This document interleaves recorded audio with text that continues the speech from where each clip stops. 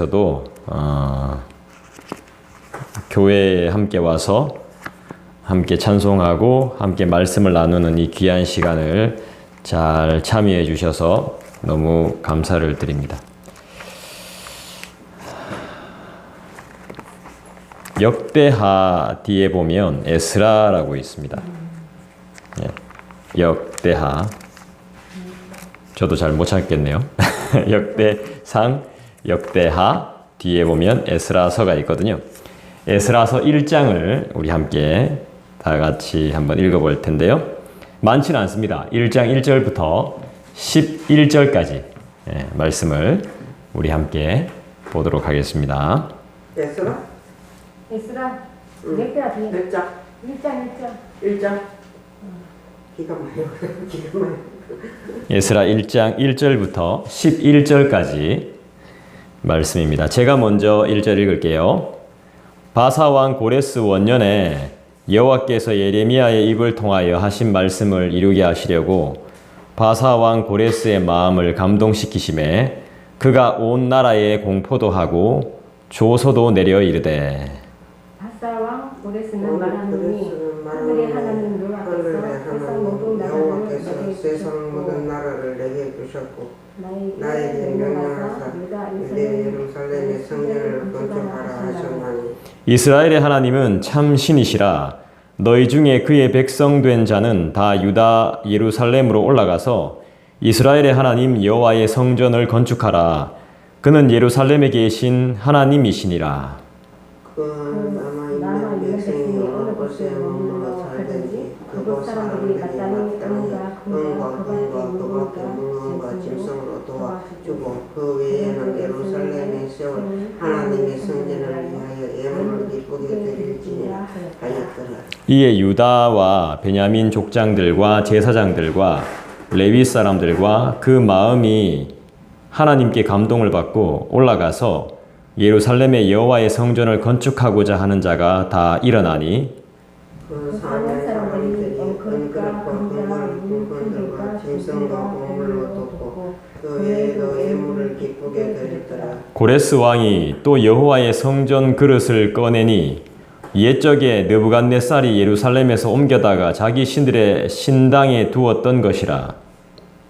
바사왕 고레스가 천국이 이르러 명령하여 그 그릇들을 꺼내어 세워서 유다 총독 세스바살에게 넘겨주니 그 수는 금접시가 30개요 은접시가 1000개요 칼이 29개요 금은 그릇이 모두 5,400개라. 사로잡힌 자를 바벨론에서 예루살렘으로 데려갈 때에 세스바살이 그 그릇들을 다 가지고 가더라. 10절 11절 다시 읽겠습니다. 시작. 금 대접이 30개요 그보다 못한 은 대접이 410개요 예루살렘으로 데려갈 때에 세스바살이 그 그릇을 다 가지고 그 밖에 그릇이 1000개이니 금은 그릇이 모두 5400개라. 사로잡힌 자를 바벨론에서 세스바살이 그 그릇들을 다 가지고 갔더라. 아멘. 수고하셨습니다. 자, 오늘 세상 모든 역사를 이끄시는 하나님이라는 주제로 성경 공부를 할 텐데 오래 할 시간은 없네요. 자, 우리 짧게 이 짧게 될지 모르겠습니다. 예, 짧게 할까요? 예, 짧게 하도록 최선을 다하겠습니다. 교육까지 해야 되잖아요. 예. 역사를 주관해 가시는 하나님을, 자, 오늘 이 성경 공부의 목적이 있습니다. 뭐냐 하면 이 세상의 역사를 하나님이 주관하신다는 겁니다. 자, 우리 장로교회는 하나님의 주권을 믿습니다. 하나님의 주권. 우리는 장로교회입니다. 그죠? 장로교회는 인간의 주권을 믿는 것이 아니고 하나님의 주권을 믿습니다. 그래서 국가의 원수도 하나님, 물론 인간들이 투표했지만 하나님의 감동으로 사람들에게 그런 감동을 심어주셨다고 믿습니다. 그래서 우리한테 일어나는 모든 일들이, 내가 오늘 여기 온 것, 앞으로 또 어디를 갈 것, 이것도 하나님의 계획하심이 분명히 있다고 보는 겁니다. 그래서 우리가 선택하는 것 같지만 그 안에서 하나님이 역사하신다는 것이죠. 그 세상 사람들은 하나님이 역사하신다 하면 무슨 말인지 잘 몰라요. 역사하신다? 역사? 하나님의 역사? 그냥 국사, 세계사 이렇게 생각해요. 그게 아니라 하나님의 일하심이죠. 그죠? 우리를 통해서 하나님이 일하시는 것이 어떤 건지 역사를 주관해 가시는 하나님을 기억하고 믿도록 하는 것이 오늘 성경 공부의 목적입니다.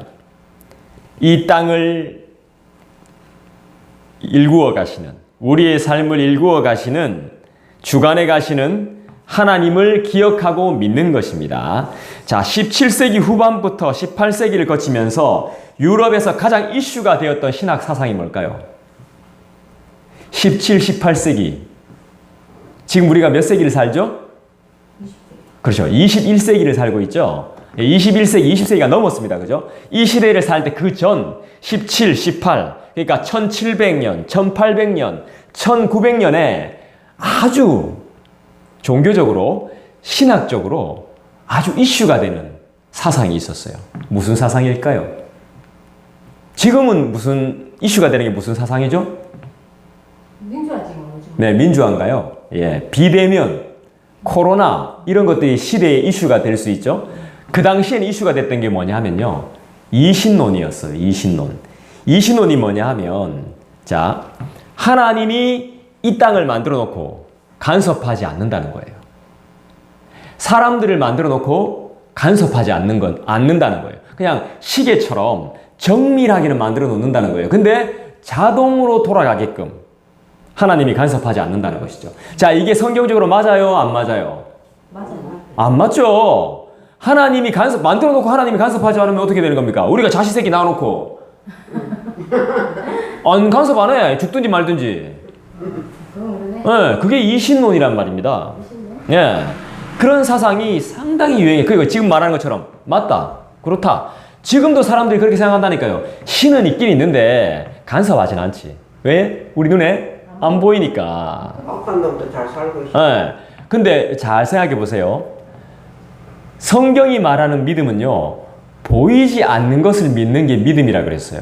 근데 사람들은 보이지 않는 것을 믿어요, 안 믿어요? 안 믿죠? 그런데 사람 말하는 걸 믿는단 말이에요. 믿음은요, 하나님이 없어 하는 것도 믿음이에요. 하나님이 있다는 것도, 하나님이 계신다는 것을 믿지만, 그것도 믿음이지만, 하나님이 없어 라는 것도 그 사람은 뭔가를 믿고 있는 거예요. 믿음이 없는 사람은 없어요. 나는 믿음 없습니다. 저는 그 누구도 안 믿습니다 하는 걸 믿는 거예요. 웃긴 거죠. 사람은 그래요. 자, 우리가 어떤 걸 배워왔냐면요, 이 세상에는 딱 두 가지 교육 방식이 있습니다. 저도 알아서 이야기하는 거 아닙니다. 그냥 공부했기 때문에 아는 겁니다. 두 가지의 교육 방식이 있는데 헬라식 교육 방법과 히브리식 교육 방법이 있어요. 우리는 무엇을 배웠을까요? 헬라식으로 배웠어요. 헬라식. 그러니까 보여지는 것, 과학적으로 증명이 되는 것, 이성적으로 사유할 수 있는 것을 배웠단 말이에요. 과학적으로 볼 때 이게 증명이 돼야 믿을 수 있는 겁니다. 근데 히브리식은 그런 게 아니에요.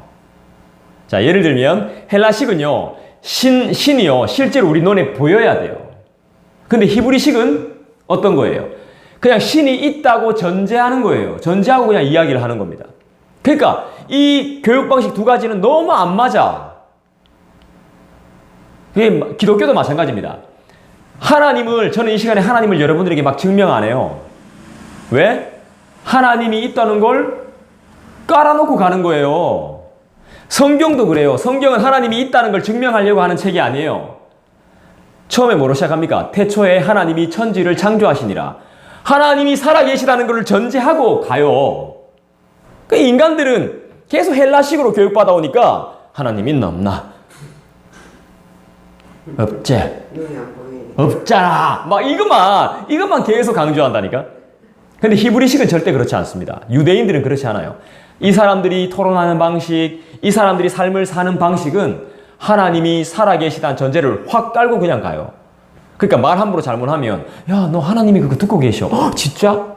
안 했던 걸로 태태태 막 이렇게 한다니까. 우리는 그렇지 않죠. 전혀 그렇지 않습니다. 증명해봐. 어데 뭐하지? 막 이런다니까. 예. 눈에 보여야지. 심장 뛰는 거 눈에 보여요? 안 보입니다. 내가 밥 먹고 소화되는 게 눈에 보입니까?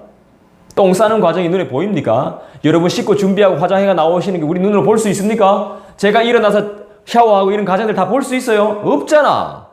이봐. 그러니까 인간은 이렇게 한계가 있는 겁니다. 보이지 않는 것은 나의 영역이 아닙니다. 보이지 않는 것은 하나님의 영역이고 그 사람의 영역입니다. 근데 우리는 아 그렇구나 하면서 그냥 인정합니다. 근데 신의 영역만큼은 지독스럽게 인정을 안 합니다. 왜 그래요? 교만하기 때문이죠. 인간이 교만하기 때문입니다. 그러니까 역사 속에 하나님이 개입하시고 이끄는 것이 아니라 스스로 일정한 법칙에 의해서 돌아가고 있다. 일리 있습니다. 여러분 밖에 나가 보세요. 지하철 타 보세요. 지가 알아서 내리고 문 알아서 열리고 알아서 닫히고 방송 알아서 나옵니다. 그러니까 뭔가의 법칙에 의해서 돌아가는 것 같아요. 그 도로 한중간에 신호등, 그 사거리나 오거리에 신호등 있는데 딱 횡단보도 앞에 딱 서보세요. 인간들은 그냥 지 물거 묻고 마실 거고 이야기하고 기침할 놈 하고 뭐 쓰러질 자빠질 놈 자빠지고 다 지가 알아서 돌아가는 것 같아요. 딱 보면 없어. 하나님 없는 것 같아. 신이 없는 것 같아. 예, 지 멋대로 다 돌아갑니다. 예, 그런 것 같아요 실질적으로. 그런데 그렇지 않다는 거예요. 그런 가운데 무질서 가운데 질서가 있어요. 그러니까 사고가 안 나죠. 사고가 안 나고 살 놈은 살고 죽을 놈은 죽고. 법을 지키니. 네, 그 다 그런 거예요. 법 때문에 우리가 존재하는 거 아니에요. 법 때문에. 법칙 때문에 우리가 돌아가고 있는 것이 아닙니다. 자, 성경 66권이 말하는 하나님은 어떤 분이시죠? 우리와 함께 하시는 하나님. 그리고 이 땅을 인도하시는 하나님. 성경을 조금이라도 공부한 사람들은 이걸 알아요. 네 글자죠. 하나님이 우리와 함께 하신다. 임, 마, 누, 엘. 이걸 알죠. 간단하죠. 우리의 삶을 주관하시며 이끄시는 분으로 성경은 잘 설명하고 있죠. 하나님은 우리와 함께 계십니다. 그분은 살아계셔서 우리의 삶을 주관하고 계심을 믿습니다. 우리를 향한 놀라운 계획도 가지고 계시고요. 때로는 기적도 보여주십니다. 할렐루야! 우리가 느끼지 못할 뿐이지 인간의 삶을 아주 철저하게 인도하시고 회복시키시고 일으키시는 분이 바로 누구? 하나님이시라는 거죠. 성경 66권이 그거를 잘 설명해 줍니다. 제가 첫 번째로 여러분들에게 이제 말씀을 다 읽으셨으니까 문제를 내보겠습니다. 우리 지금 성경 공부하고 있으니까요. 하나님은 어떻게 자신의 뜻을 우리에게 알려주실까요? 자, 선지자를 통해서 알려주겠지. 그렇지요. 정답입니다. 정답. 구약시대 때 그렇게 했다는 겁니다. 구약시대 때. 자, 지금은 어떻게 알려주시죠, 하나님이? 선지자를 통해서 알려주셨어요. 실제로. 지금은 어떻게 알려주십니까? 자신의 뜻을. 신이신 하나님이 자신의 뜻을 우리에게 어떻게 계시하실까요? 알려주실까요? 하나님의 뜻을 아는 방법이 있습니다. 지금. 그렇죠! 정답이죠. 또 있습니다. 기도. 정답입니다. 그 내가 방금 일하려고 그랬거든요. 기도를 안 하여 알 리가 있나 하려고 했는데 기도라는 말이 나왔어요. 기도하는 사람이구나. 미안해요. 제가 너무 무시했어요. 기도. 맞아요. 자기가 하는 걸 이야기한다니까. 말씀, 그 다음에 선지자를 통해서 듣는 훈계, 그 다음에 훈화, 그 다음에 그 교훈, 그 다음 뭐예요? 하나님의 말씀과 기도를 통해서 우리는 하나님의 뜻을 간단하게나마 알게 되죠. 자, 예레미야 29장에 보니까 이런 말씀이 나오네요. 여호와의 말씀이니라 너희를 향한 나의 생각을 내가 아나니 뭐냐? 평안이요 재앙이 아니니라 너희에게 미래와 희망을 주는 것이니라. 찾아보시려고요. 자, 로마서 12장에도 보니까 이런 말씀이 나와요. 너희는 이 세대를 본받지 말고 오직 마음을 새롭게 함으로 변화를 받아 하나님의 선하시고 기뻐하시고 온전하신 뜻이 무엇인지 분별하도록 하라. 그렇게 말했습니다. 자, 하나님의 선하시고 기뻐하시는 뜻이 무엇인가? 분별하는 것이 뭐죠? 하나님의 말씀이고 우리가 그 말씀을 통해서 드리는 기도예요. 기도. 옛날에는요, 때로는 꿈으로도 응답했어요. 하나님의 뜻을 꿈으로도 보여주셨다고요. 근데 지금은 어떻게 해요? 하나님의 말씀과 뭐예요? 간절한 우리의 소망을 담은 기도죠. 기도. 그걸 통해서 하나님이 하나님의 뜻을 우리에게 드러내신다는 것입니다. 자, 우리 한번 성경을 찾아볼까요? 고린도전서 10장. 10장? 10장. 예. 고린도전서 10장 말씀을 한번 찾아볼게요.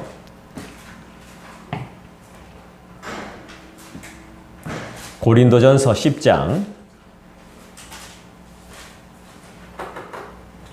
고에 나오죠? 고. 고린도전서 10장 31절 말씀을 우리 다 같이 한번 좀 찾아볼까요?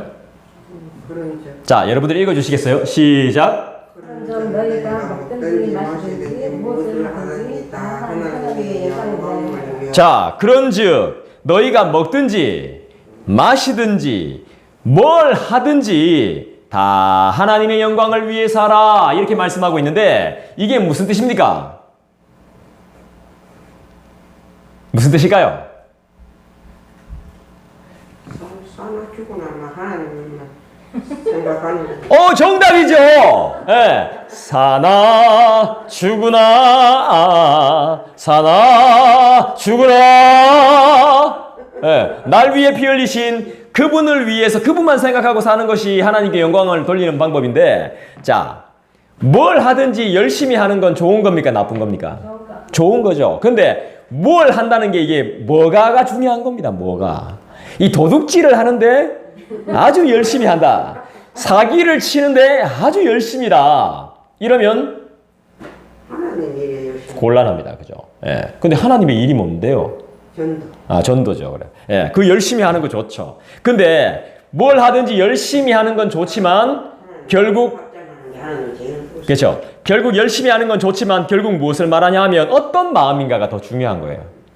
열심히 하는 것도 좋지만 내 마음의 태도가 더 중요하다고. 하나님은 중심을 보시니까.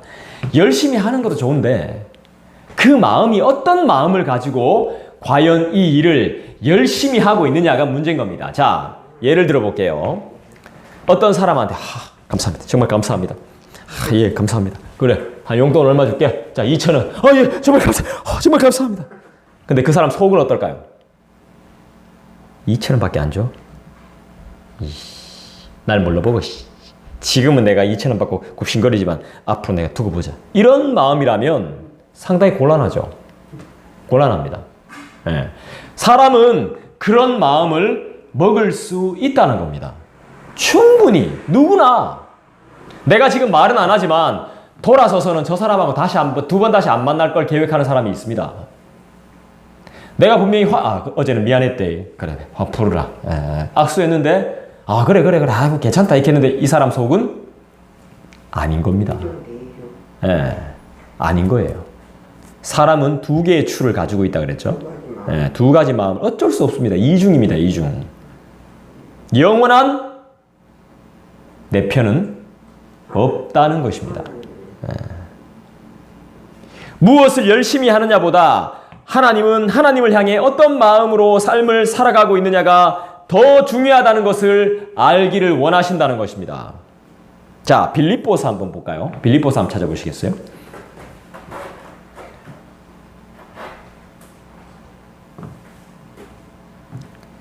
빌립보서 2장.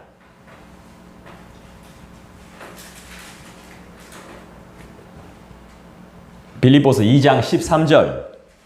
여러분들이 한번 큰 소리로 읽어주시기 바랍니다.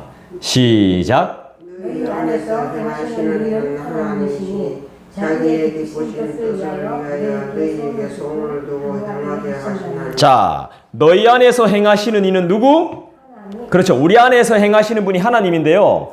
자기의 기쁘신 뜻을 위하여 우리에게 소원을 두고 행하게 하신다 그랬습니다. 자, 기도 안 하던 사람이 갑자기 기도합니다. 무슨 일일까요? 하나님 함께.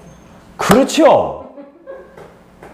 자, 평상시에 기도 안 하던 사람이, 하나님의 말씀을 안 보던 사람이 갑자기 종교적인 행위를 하기 시작합니다. 그건요, 하나님이 그 영혼에게 뭔가 줄 것이 있는 거예요. 내가 갑자기 기도를 하게 돼요. 그러면 하나님이 역사하실 때가 됐단 말이에요. 그거 희한하죠. 분명히 인간은 반응을 하게 되어 있습니다. 왜냐하면 인간은 하나님의 형상으로 만들어졌기 때문입니다. 그분과 교통해야 됩니다. 그리고 그분을 닮아가야지 삶의 모든 문제가 해결이 됩니다. 주님께서는요, 우리 택하신 자들을 통해서 주님의 뜻을 실천하고자 하는 마음을 주시고 일으키셔서 행동할 수 있는 마음과 생각 그리고 능력을 주셨다는 것입니다. 자, 우리 진짜 중요한 말씀을 한번 찾아보겠는데요. 누가복음으로 한번 가봅시다. 11장. 하나님의 뜻을 찾는 아주 중요한 말씀 중에 하나입니다.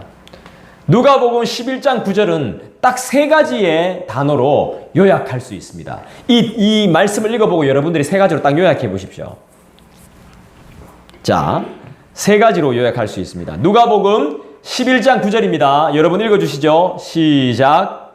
내가 또 너희에게 이르노니 구하라 그리하면 너희에게 주실 것이요 찾으라 그리하면 찾아낼 것이요 문을 두드리라 그리하면 너희에게 열릴 것이요. 자, 3가지 방법. 하나님의 뜻을 알 수 있는 3가지 방법 뭡니까? 구하라, 찾으라, 두드리라. 그러면 열린다 이 말이지. 그러니까 봐, 우리가 하나님의 뜻을 모르는 것은 성경을 모른다는 증거입니다. 그래서 여러분들이 내가 성경을 좀 알아야 신의 뜻을 알 수 있겠구나. 나는 신의 자녀인 거죠. 막 군대 있을 때 그랬어요. 제가 막 이렇게 야 임마 넌 누구 새끼야? 막 이랬어. 막 때리면서 내가 막 다 맞고 있으니까.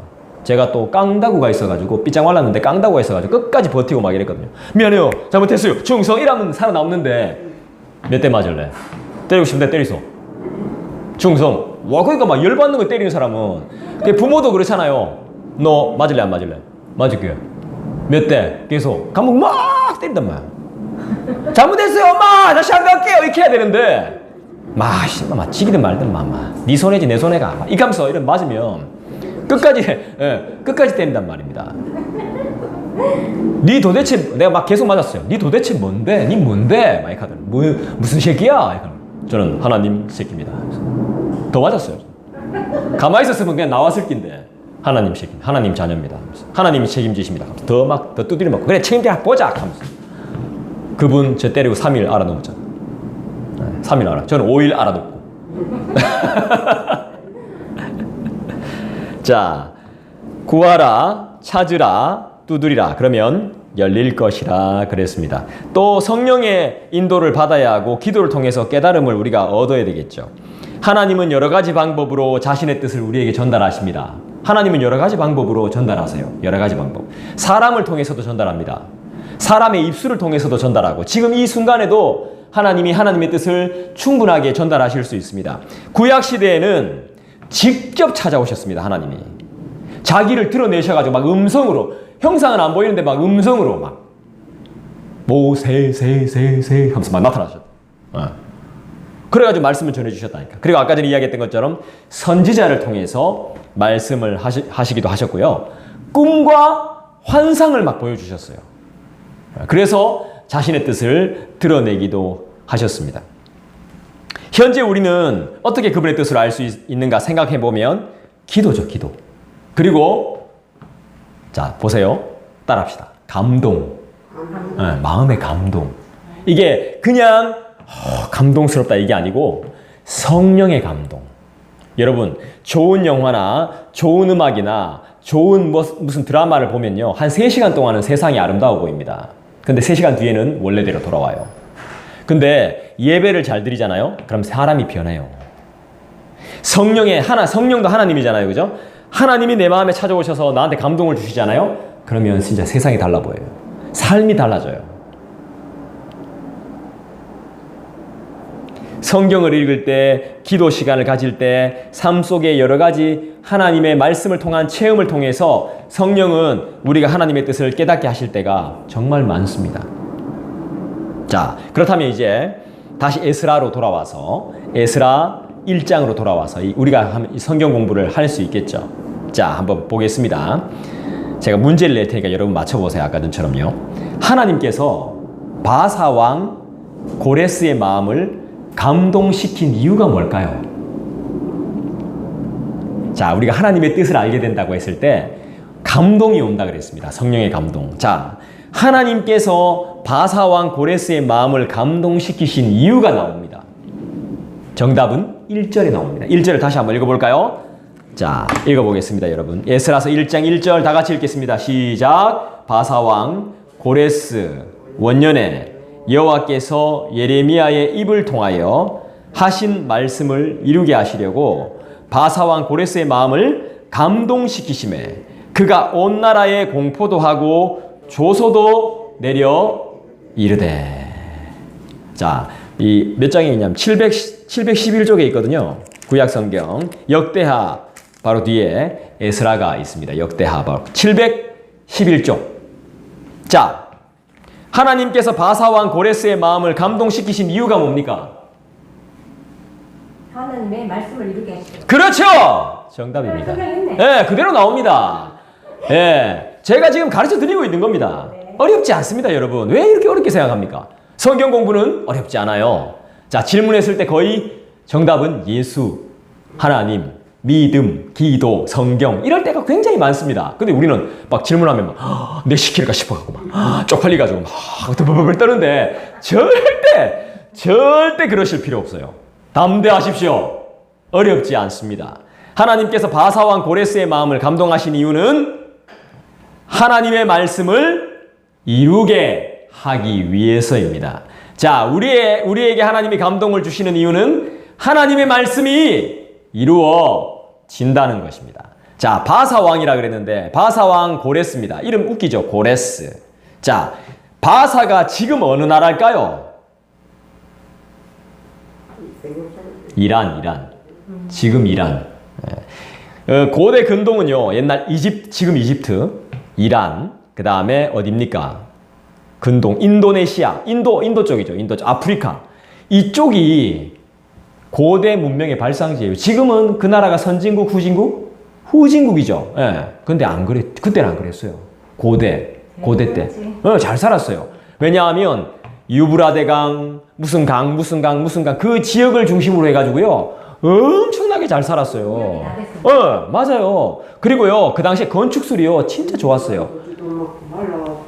네, 지금은 막 형편없죠? 형편없는데 그 당시에는요, 스핑크스 이런 거 있잖아요. 고대 무덤들 있잖아요. 그렇게 지을 수가 없어요. 네, 엄청, 그리고 아라비아 숫자가 어디서 나왔어요? 지금 우리가 1, 2, 3, 4 쓰는 거. 거기서 나왔다니까. 네. 상형 문자들이 다 거기서 나왔어요. 네. 그러니까 우리가 옛날 사람 무시하면 안 되죠. 지혜 문학이라는 것이 그 동네에서 나왔다니까. 네. 제가 그쪽 학문을 배웠다니까. 그쪽 걸 공부했다니까요.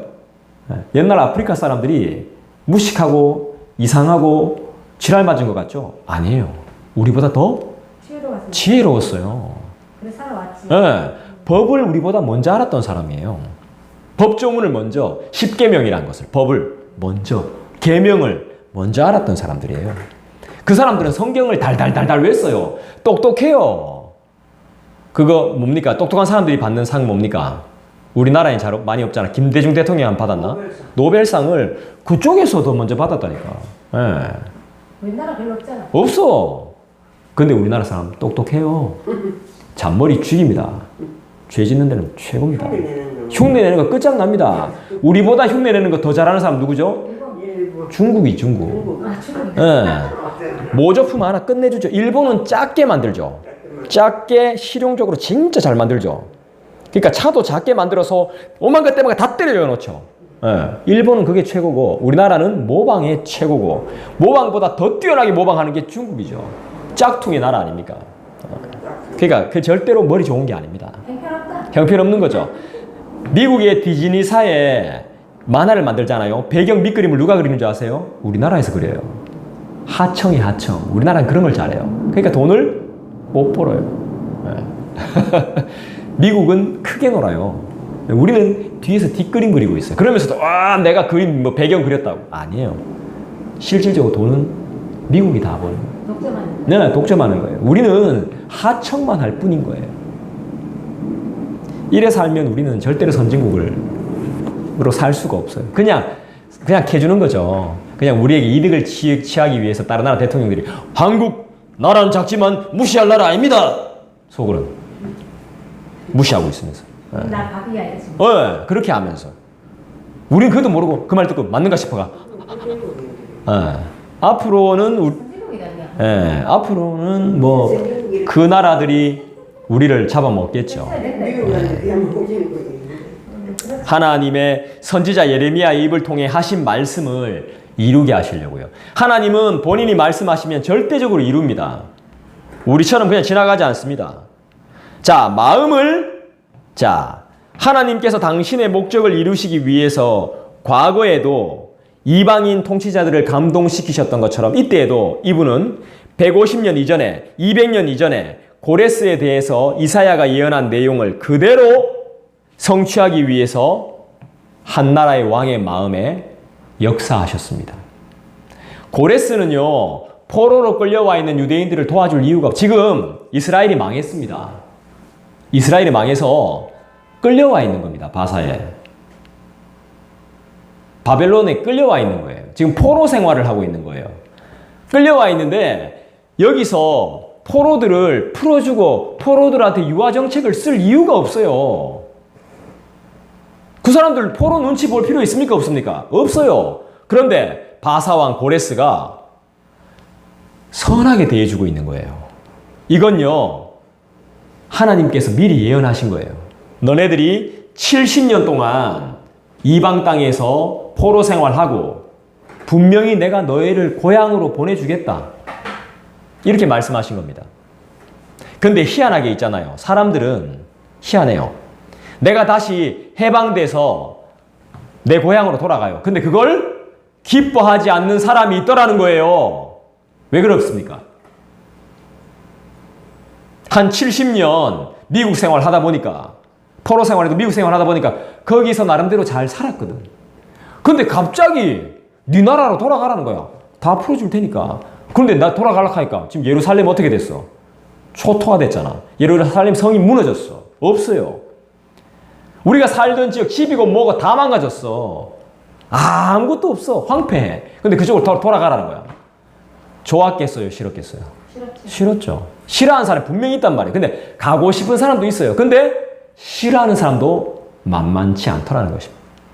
왜? 한 70년, 우리가 한 2년, 7년, 70년 아니라도 한 7년만 그 지역에 살아도 여기 정들어요. 옮기기 쉽지 않아요. 대구 사람들은 더 해요. 대구 떠나면 죽는 줄 아는 사람도 있어요. 근데 떠났어요. 떠났다가 다시 돌아가라 하는 거야. 그러니까 이거 알면 이제 더 이상 할 말이 없는 거지. 하나님이 다시 만들어 주는 겁니다. 그거를 모르는 거죠. 그러니까 사람들은 왜? 아이고 여기서 그리 고생하면서 이제 좀 자리 좀 잡는가 싶으면 또 가란 말이가. 어이구 진절머리 난다 진짜 이혼하자고 이게 이래 되는 겁니다. 근데 그 하나님의 역사를 모르는 거예요. 왜 그러냐 하면 분명히 이야기했잖아요. 마음을 감동시킨다 그랬잖아요. 1절에. 왜 하나님이 마음을 감동시킵니까? 사람들은 어지간해서는 움직이지 않습니다. 절대로. 내 마음에 감동이 돼야 됩니다. 아니면 뭔가를 진짜 많이 주든지. 예, 마음을 감동시키잖아. 하나님께서 이스라엘의 하나님이실 뿐만 아니라 온 세계의 하나님이심을 잘 보여주는 거예요. 우리의 적국의 왕이 막 감동을 해가지고 막 우리한테 잘해줘요. 말도 안 되는 일이에요. 미국 대통령이 막 감동해가지고 막 우리나라 찾아와가지고 막 돈을 막 한더미 주는 거야. 너 그거 쓰라고. 너 그거 한국이 지금 달러 없잖아. 막 쓰라고 막 달러 공짜로 주는 거야. 이런 일은 하나님의 역사 외에는 절대 일어나지 않는 일입니다. 결국 하나님께서 고레스가 정책 입안 과정에서 관용적인 태도를 취하도록 성령의 감동을 통해서 하나님이 개입하셨다는 것이 분명하게 드러나는 것이죠. 왜 우리를 도와줘요? 목적이 있으니까 그렇죠. 왜 교회 나와요? 목적이 있으니까 그렇죠. 이유 없이 우리를 도와주지 않는단 말이에요. 아무도 오라 그래도 안 온단 말이에요. 근데 감동이 있었던 거예요. 누가 주신 감동이죠? 하나님이 주신 감동인 거예요. 근데 여기서는요, 다니엘이라는 사람이 있습니다. 다니엘이 이 고레스한테 엄청난 영향력을 끼칩니다. 예수 믿는 사람으로서. 여러분, 다니엘처럼 사세요. 우리 한번 찾아볼까요? 다니엘서 6장. 그 엄청난 영향력을 끼칩니다. 다니엘한테. 다니엘은 에스겔서 뒤에 있네요.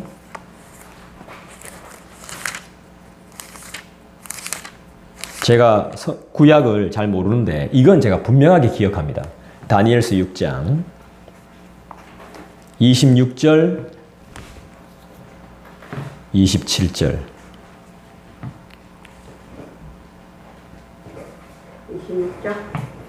26장 6장 26절 27절.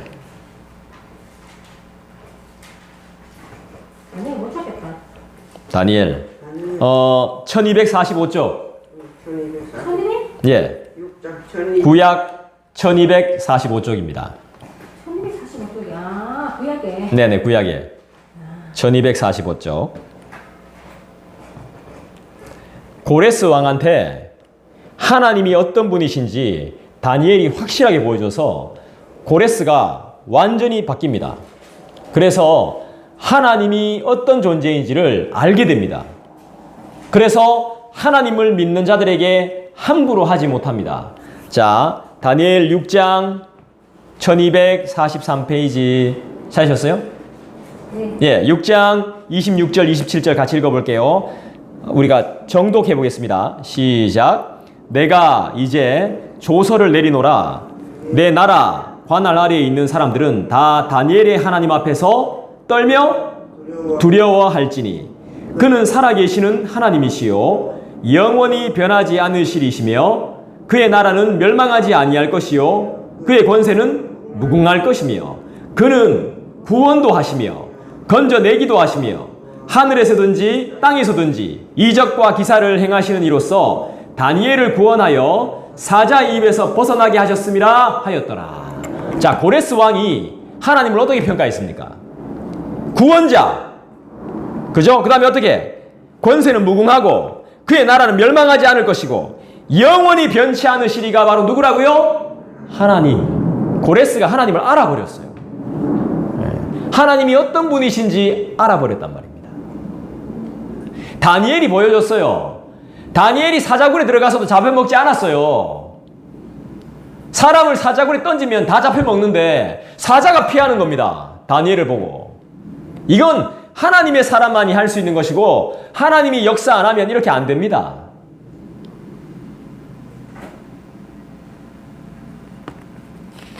여러분, 하나님 어떤 분이시죠? 죽은 자도 살리고 예, 죽은 자 살리고 우리를 건져내시고 이거 다 나오잖아요. 구원하시기도 하고 이적과 기사를 베풀고 기적을 베푸는 분. 구원해 주시고 예, 사자의 입에서 벗어나게 하시는 분이 바로 우리 하나님이시란 말입니다. 카톡 왔습니다. 자, 제가 세 번째 질문하겠습니다. 고레스에게 하나님은 어떤 명령을 내리셨죠? 하나님이 고레스한테 명령을 내렸어요. 어떤 명령을 내리실까요? 자, 다시 에스라로 돌아가서. 자, 아무거나 했는데. 그렇죠. 에스라로 돌아가서 다시. 에스라가 어디 있죠? 에스라로 다시 돌아가 봅시다. 에스라 1장 700쪽이네요. 712쪽.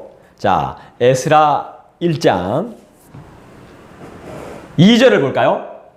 2절 읽어보겠습니다. 시작. 바사왕 고레스는 말하노니 하늘의 하나님 여호와께서 세상 모든 나라를 내게 주셨고 나에게 명령하사 유다 예루살렘에 성전을 건축하라 하셨나니. 자, 고레스에게 하나님은 어떤 명령을 내리셨습니까? 예루살렘 성전을 건축하라. 그렇지요. 예루살렘 성전을 건축하라 그랬습니다. 이 보십시오. 믿는 사람들은요 안갈락한다니까. 아, 우리 성전 다 무너졌고 내 살 곳 없고 하나님 그 가가 예배할 뭐 개척교회도 하나 없는데 왜 그 가란 말입니까? 이 가는데 하나님이 미리 예비해 두신 거야. 고레스를 통해서 그 나라의 성전을 다시 재건하고 집들을 다시 짓고 살 수 있는 땅으로 만들어라. 여러분, 하나님을 믿으면요 다 생활할 수 있게끔 하나님 만들어 주세요. 믿습니까? 네. 유다 예루살렘에 성전을 건축하라 그랬죠. 하나님이 명령하신 것입니다. 그죠? 명령한다는 말이 성경에서 위임하다는 것입니다. 위임, 임명. 그래서 지금 이 구절은요, 고레스가 스스로를 여호와의 대리자로 임명받은 자라고 인식하고 있는 것입니다. 이러한 인식을 갖게 된 것은 누구의 영향이 크다고요? 다니엘. 아까 우리가 다니엘 읽었잖아요. 예, 다니엘에게 역사하시는 하나님을 봤거든요. 그렇지만 다니엘뿐만이 아니라 하나님이 강권적으로 그 고레스의 마음에 역사하셨다고 우리는 봐야 되는 것입니다. 고레스 왕은 이전의 아수르나 바벨론 제국과는 달리 피지배 민족의 종교와 문화를 인정하는 정책을 써왔던 사람입니다. 그러니까 여러 신들을 다 인정합니다. 무조건 좋은 사람 아닙니다. 고레스. 바룩, 마르둑 이런 거 다 인정합니다. 그 나라의 신들을 다 인정하는 사람이에요. 유다 백성의 귀환과 성전의 건축은 관용적인 정책의 일환으로도 볼 수 있는 것입니다. 인간이기 때문에. 이 사람 완벽한 사람 아닙니다. 하나님이 간섭 안 하시면 완벽한 사람 아니에요. 그러나 우리가 기억해야 될 것은 고레스 왕이 내린 이 결정은 모든 것이 하나님께서 그에게 감동으로 주신 마음인 것입니다. 그래서 하나님이 주신 마음에 따라 이 사람은 말하고 결정하는 것입니다. 하나님의 도구입니다. 도구. 고레스 왕을 주목하면 안 되고 고레스를 통해 역사하시는 하나님을 봐야 돼요. 저도 여러분들을 여러분 그대로 보지 않습니다. 여러분 안에서 역사하시는 하나님을 보려고 노력하는 거죠. 여러분들도 저를 보실 때 마찬가지예요. 목사 이렇게 보기 이전에 저 목사 안에 역사하시는 하나님을 여러분들이 볼 수 있어야 됩니다. 자, 네 번째 질문하겠습니다. 고레스는 하나님은 어떤 분이시라고 말합니까? 이 성경에 우리 다 읽었습니다. 고레스 왕은 하나님이 어떤 분이시라고 알게 됐죠? 3절. 참신이다. 그렇지요! 안 어렵죠? 네. 예, 안 어려워요. 이런 고백을 할 수 있다는 게 어딥니까? 자, 신은 신인데 뭐야? 참. 야, 근데 신이면 신이지. 봐. 믿음이면 믿음이지. 참 믿음. 진짜면 진짜지. 참으로 진짜. 우리가 이런 시대에 살고 있습니다. 그냥 진짜는 가짜란 말입니다. 그냥 신은 진짜 신이 아니란 말입니다. 참신. 이스라엘의 하나님은 참신이다. 여러분 진짜 신이 누굽니까? 하나님. 그렇죠. 고레스가 진정 우리 하나님을 유일하고 참된 신으로 깨닫고 섬겼는지는 모르겠습니다만은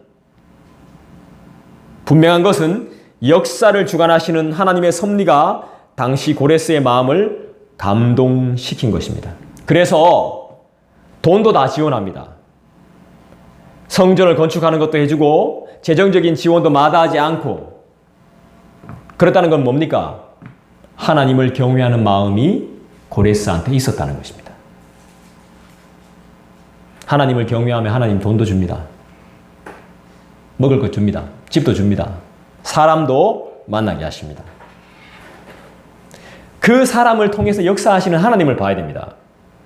근데 우리는 왜 자꾸 이 밥상을 이렇게 보면 밥상 이 위에 있는 음식 이 진수성찬을 막 좋아해야 되는데 그 밑에 떨어진 부스러기를 자꾸 먹으려고 그래요. 떡볶이 어디 맛있는 데 없나? 순대 어디 잘하는 거 없나? 맨날 이런 것만 찾지 진짜 영양이 풍부한 그런 음식을 먹으려고 생각을 안 해요. 왜 그런 거예요? 하나님 보시기 안타까운 거죠.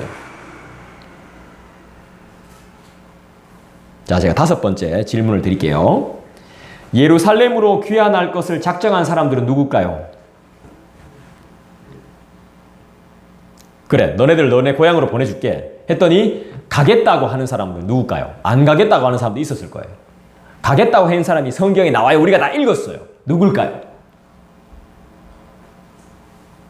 5절 읽어보겠습니다. 5절 한번 보세요. 유다와 베냐민 족장들과 제사장들과 레위 사람들과 그 마음이 하나님께 감동을 받고 올라가서 예루살렘의 여호와의 성전을 건축하고자 하는 자가 다 일어나니. 자, 예루살렘으로 귀환할 것을 작정한 사람들이 누구냐 하면요. 누굽니까? 유다와 베냐민 족장들, 그리고 또 누구? 제사장들, 그 다음에 또 누구? 레위 사람들. 이 사람들이 누굽니까? 이스라엘의 영적인 지도자들이거든요. 이 사람들이 다 하나님께 감동을 받은 사람들이 돌아가기로 해요. 2장에 보면요. 4만, 이게 얼마고? 1, 10, 100, 1000만. 49,897명이 돌아가기로 작정합니다. 맞나? 2장 한번 찾아볼까요? 2장 64절. 64절, 나오네요. 예, 여기 보니까, 온 회중의 합계가 42,360명. 그 외에 남종과 여종이 7,337명. 노래하는 남녀가 200명. 뭐, 하여튼 뭐 이렇게 해서 돌아갑니다. 예. 여섯 번째. 그 전에 1차 포로 귀환 당시에 많은 유다인이 고향으로 안 갔습니다. 이유는 70년 포로 생활을 하다 보니까 여기에 익숙해져 버렸어요. 가기 싫은 거예요. 저희 와이프도 좀 딴 데로 이사 가자 그래요. 근데 제가 이사가 가기가 싫어요. 제가 여기에 95년도부터 살았는데, 너무 익숙해진 거예요. 그리고 여기 살 때 우리가 제일 잘 살았거든요. 그래서 아련한 추억이 여기 남아있어요. 그러니까 막 떠나기 싫은 거예요. 근데 저희 와이프는 전혀 그런 거 없거든요. 그러니까 딴 데 가자는 거예요. 하나님이 함께 하실 때 눈앞의 두려움은 아무것도 아닙니다. 할렐루야. 하나님이 함께 하실 때는 눈앞의 두려움은 아무것도 아니에요. 자, 여섯 번째. 하나님께로부터 마음의 감동을 받은 사람들은 어떤 행동을 했죠?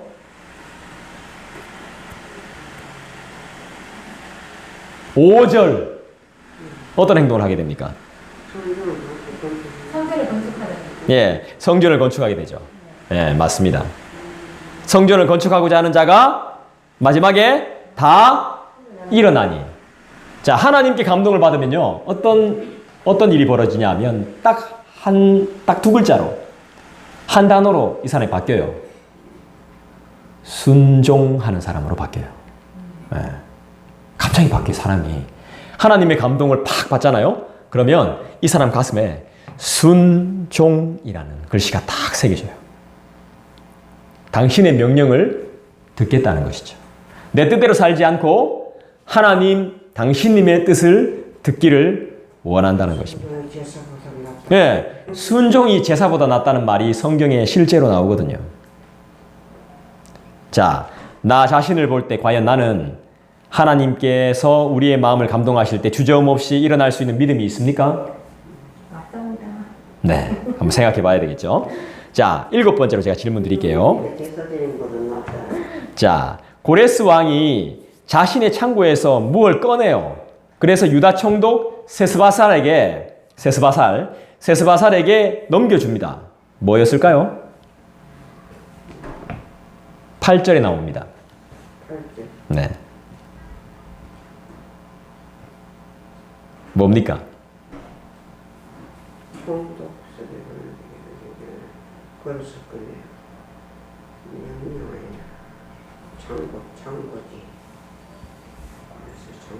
창고지기, 뭐, 창고지기, 꺼내, 이런 말 하지 말고, 딱 답을 이야기해 보라고. 창고지기, 꺼내. 마스바살, 꺼내. 있는 거 다 꺼내가지고 성전 건축을 다 넣었다. 와, 그렇죠. 자, 뭐냐면 나오잖아요, 그죠? 그 그릇들을 꺼내요라고 나오잖아. 미드르닷에게 명령해서 그 그릇들을 다 꺼낸단 말이죠. 이게 무슨 그릇이냐면 여호와의 성전에 있던 그릇이에요. 이 그릇이 뭐냐? 금그릇, 은그릇이에요. 우리가 지금 감동이 안 오죠? 진짜 금이에요. 진짜 금. 진짜 은. 은값이 굉장히 비쌀 때가 있었어요. 네. 네. 고레스 왕의 창고에 있던 성전 그릇은 예전에 바벨론 왕 느부갓네살이 유다를 침공했을 때 다 빼앗았던 것들이에요. 이걸 다 돌려줍니다. 진짜 금이에요. 진짜 금. 약탈했던 물건들을 다 돌려줘요. 왜 그랬을까요? 하나님이 감동받아요. 그렇죠. 감동받았으니까. 옛날에는 수탈하면 신의 물건들을 다 가져가죠. 성전에 있는 물건들을 다 가져갑니다. 왜냐하면 고가의 것들이 너무 많거든요. 이거 전부 다 진짜거든요. 이거 진짜 막. 지금 우리 가짜를 쓰지만 도금이지만 그 당시엔 다 진짜거든요. 근데 도금이 어디 있습니까? 다 진짜지.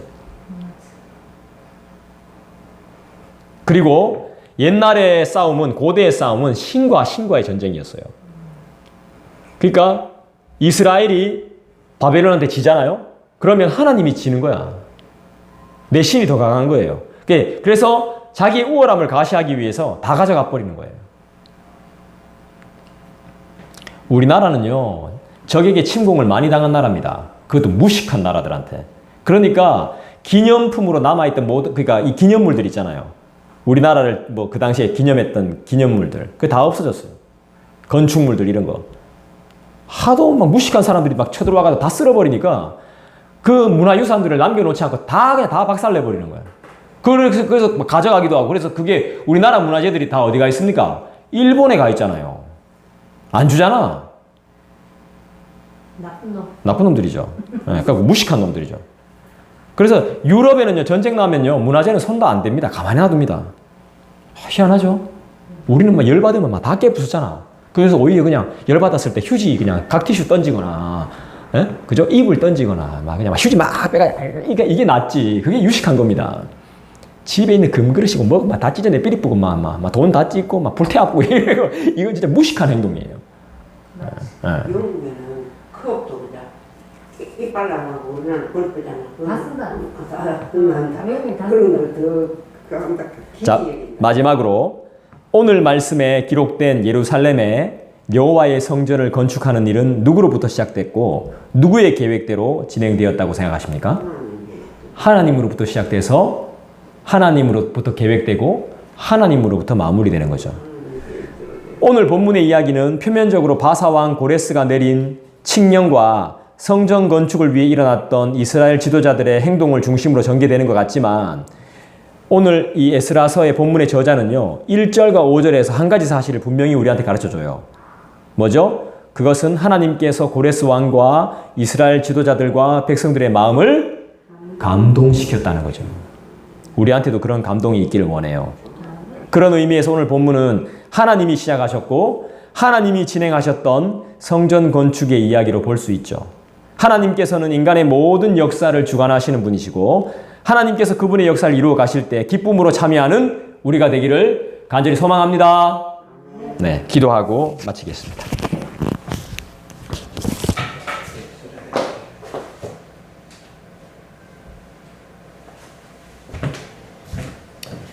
하나님 감사합니다.